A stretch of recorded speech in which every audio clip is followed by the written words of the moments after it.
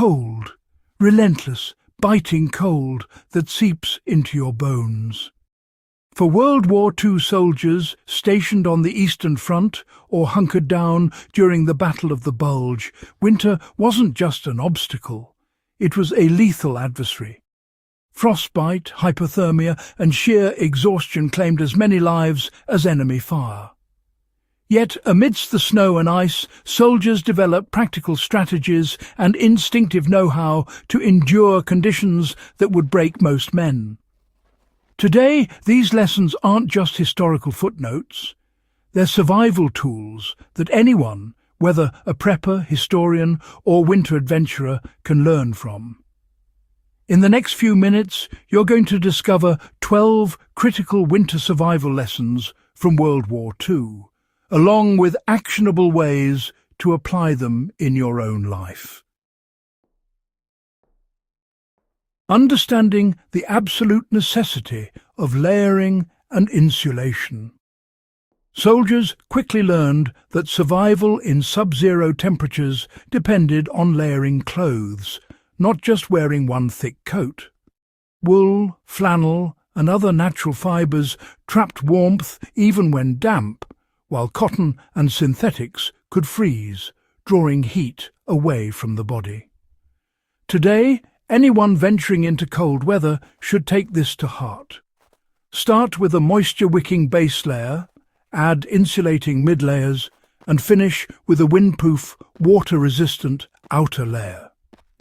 Even in a power outage or winter emergency, strategically layering blankets and clothing can replicate this principle, protecting your core when heat is scarce.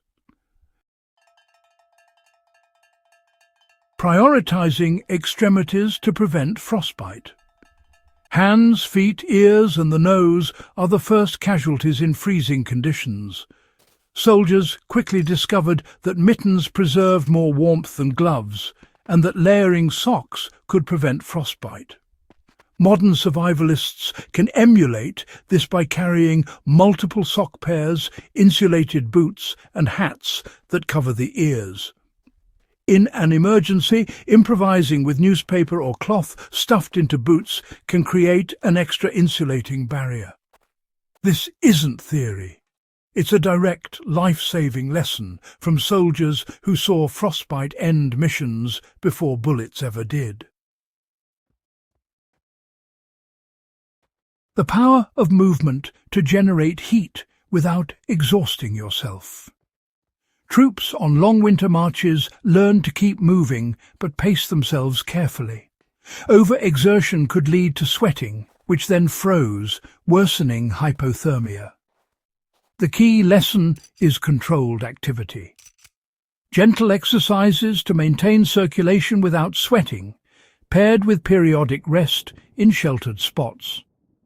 In practical terms, if you're navigating a frozen landscape, short bursts of movement and strategic breaks near wind-blocked areas can replicate this wartime technique.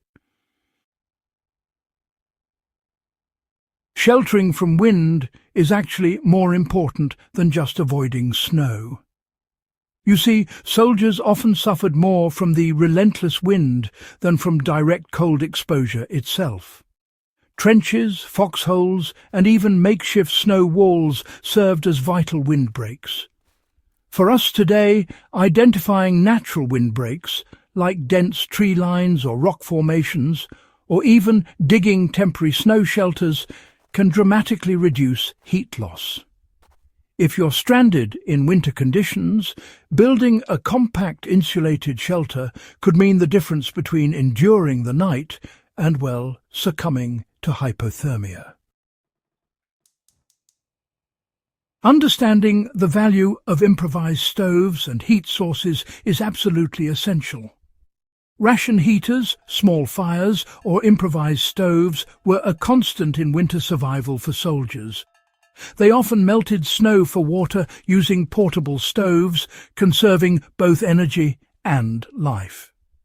These days, portable camping stoves, alcohol burners, or even do-it-yourself heat sources, like burning cardboard safely in a contained metal container, can replicate this technique. The lesson here is clear.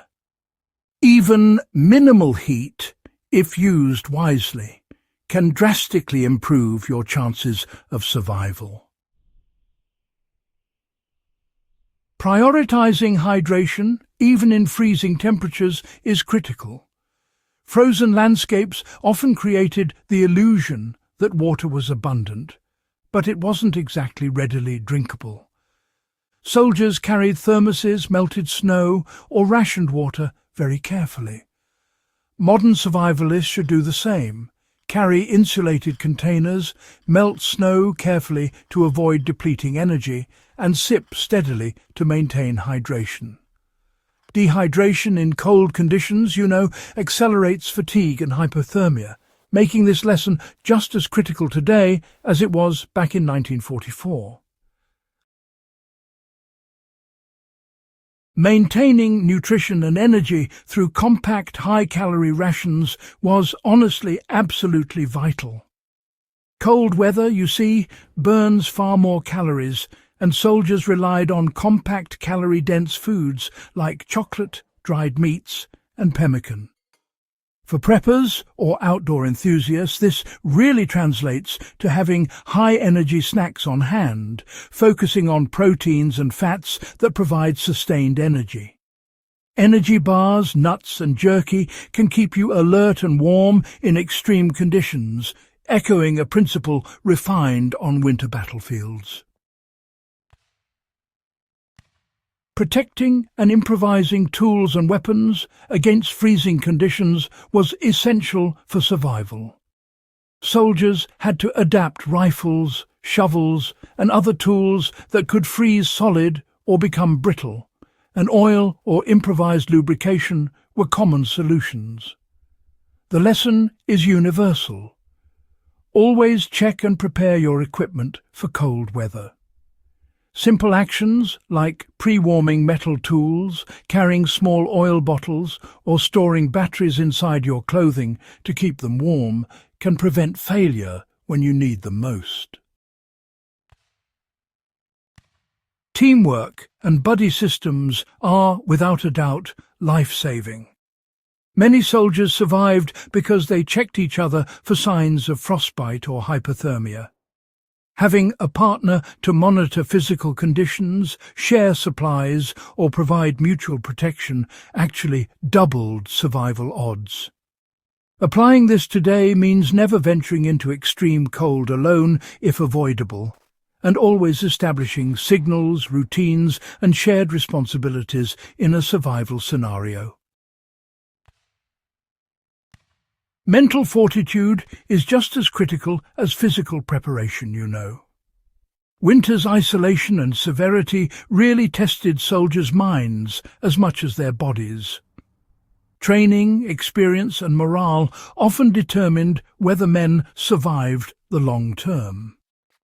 Modern survivalists can take a lesson from this by mentally preparing for discomfort, setting small, achievable goals, and, maintaining focus under stress. Mental resilience, in the end, translates directly into practical survival decisions, from rationing food to building effective shelters. Adapting to unexpected situations and improvising was simply essential. World War II soldiers, more often than not, faced sudden blizzards or supply shortages which forced them to improvise with whatever materials they had at hand. These days, this means being flexible, using snow for insulation, creating windbreaks from backpacks, or even melting ice for water. Honestly, a rigid plan rarely survives, but adaptability, that ensures continued survival. Recording and learning from each experience was vital.